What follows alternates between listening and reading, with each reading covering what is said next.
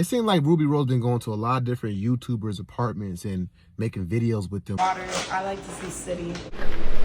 Have you come out here often? Of course. I plot on another million. Trying to be like you, bro. We're making bread. Do you make bread often? No, but I eat bread often. Make another kind of bread. Hey. These two? This is hilarious. This is my birthday. Damn, how much is this bag? I don't know. Or the YouTubers just interviewing her at their apartment and her answering the questions, making videos with them, like, you know, like cooking, things like that. Inviting somebody like Ruby Rose to your house to cook food with. Are you okay? What's good? I just cut myself. Dang, what you do? I'm about to change. But how are you hungry? Hell yeah, I'm always hungry. And the rain just stopped and it's sunny out. Do you even know how to cook? I'm African and you know I know how to cook. I know you love fufu. You know how to I make fufu? do, yeah. Shout out to your mom for Yeah. the bomb ass over soup. Isn't that so? She asked about you. I came to your house. Yeah. Well, you already told me you don't eat meat. You are only pescatarian. You don't eat shrimp. So salmon for you and probably ground beef. Ground beef? Hard shell or soft shell? I like mine soft. What do you like? You don't like it hard? No, but do you like yours hard? I can make it hard. What do you mean by that? Anyways. What's for is, man? You talking about you be cooking.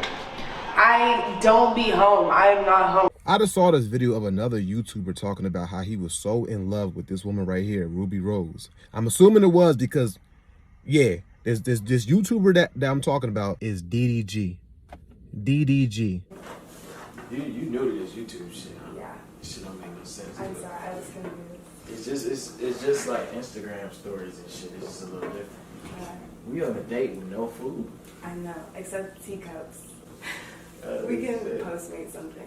Now, mind you, DDG was already famous. He done fell in love with this beautiful woman because Ruby Rose is beautiful. Let's not lie.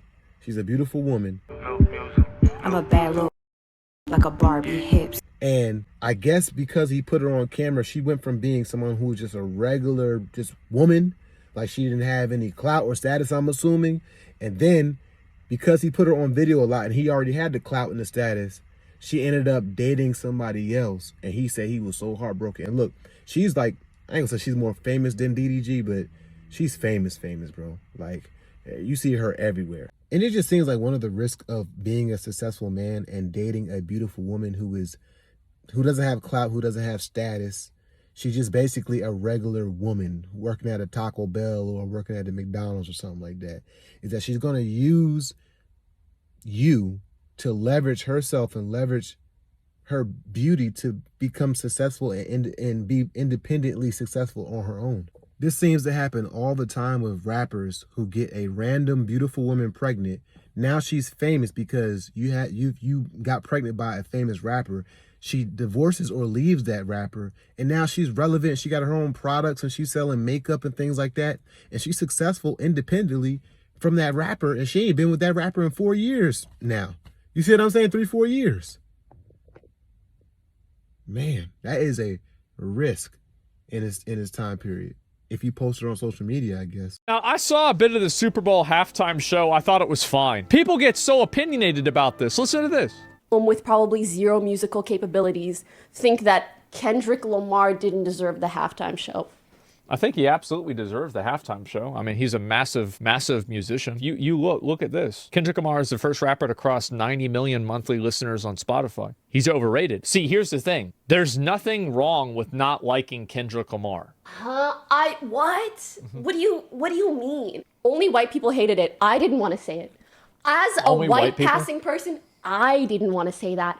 She's saying that only white people didn't like the Super Bowl halftime show. But you saying that and me repeating that message, I'm just gonna let that sit. The she read people chat. that I saw with this She the most, ain't nothing wrong with being a white man. That's not the point. My point is that, you know, I feel like if you watched his performance and really took it in, you'd be like, yeah.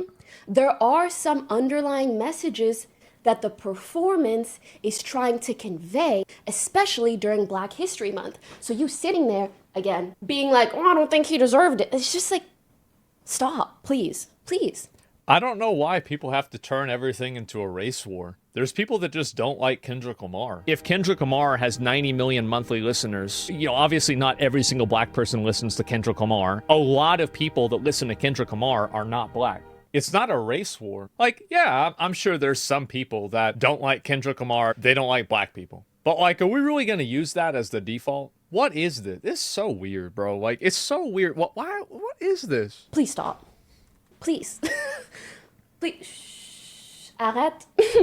Please arrête. And if you don't know what that means stop in French. Now you know. Et les Français, ils savent ce que je veux dire. Ils disent aussi, arrête. With why are people trying to make a race war over the halftime show? What is that? If you're a broke boy, just say so. What is going on? So number one, he definitely deserved to be up there at the halftime show. 90 million monthly listeners or something like that. I mean, he's breaking records.